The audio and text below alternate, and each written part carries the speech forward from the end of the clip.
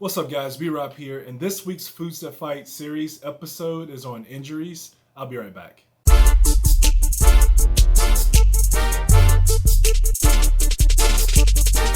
Welcome to this week's Foods That Fight episode. This one is Foods That Fight Injuries.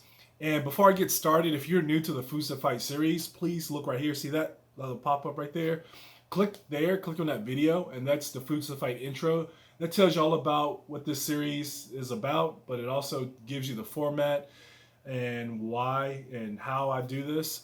But anyways, go back there, then come back here and check out this Foods to Fight on injuries, this episode on injuries.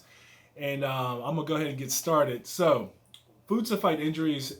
By injuries, I'm including everything from accidents to things like surgeries, or I even include when you're trying to repair from like a grueling workout because you've torn or you've ripped muscle fibers and things like that. It does include injuries that you could get from a workout also, but many people don't know and don't realize that a lot of the same advice that you would take for trying to repair and put your body through the reparation process after a grueling workout is the same that you would need for a after surgery, like post-op, or after you tore a muscle or things like that, or tore a ligament and things like that. There is a deficit that you probably should have if you're going to be immobile in calories, but that's something that can be worked out, specifically for you in your case. But what you do need is you definitely need the carbs and the proteins and the macronutrients, the fats and all that good stuff, because your body still has to heal, still has to preserve muscle, and still has to do those things. All right. So today's episode is dedicated to foods that will help you do that, and foods that research has shown that may help you better in the healing process. And these are foods that I eat. All right. So the first food is chicken. So I chose chicken because chicken is one of those commonly eaten meats, right? I know a lot of these. Probably the best meat for this would have been salmon, and salmon is like one of those things that, because of the what it is and the omega-3 fats and fatty acids and things like that, salmon can be used almost for anything. But I wanted to switch it up on this one and use chicken. And chicken is a meal, so it's still within the rules because I do eat that very often also.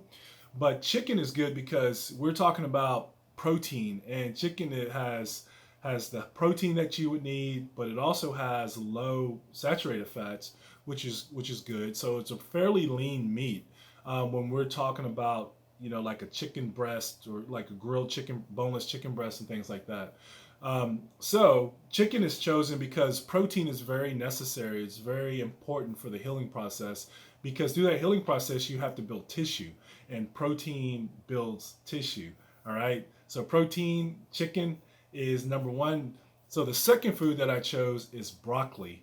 And broccoli is probably my favorite vegetable. It's my go-to vegetable. And the thing about broccoli is high in fiber, it's high in vitamin C, it's high in vitamin D. Broccoli has a lot of great benefits. But for healing through injury, that when you're injured and trying to get through the healing process, one of the good things about broccoli is the fiber will help keep you full. So remember, like a little bit ago, I talked about you may want to do a little deficit in calories, possibly because you're not going to be moving, because you're kind of like immobile because you're injured. Well, broccoli will help you stay full because of the fiber, but also broccoli has vitamin C, and vitamin C is really good for collagen production, as well as a lot of the anti inflammatory properties that comes with broccoli also.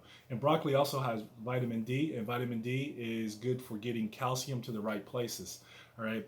And so the third and final food for this in this series that I've chosen is apples.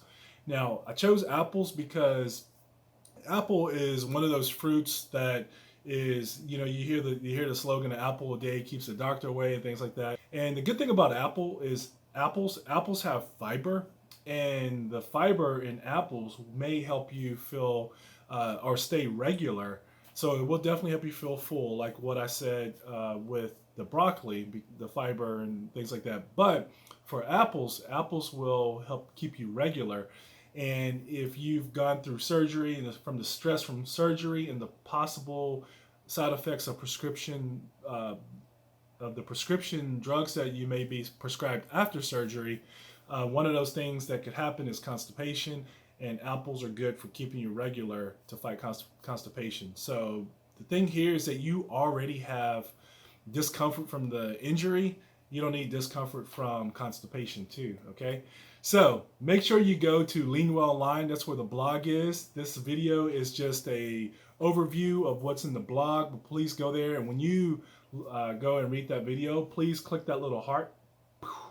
When you go and read the blog, click that little heart. That lets us know that you liked it and that you've seen it.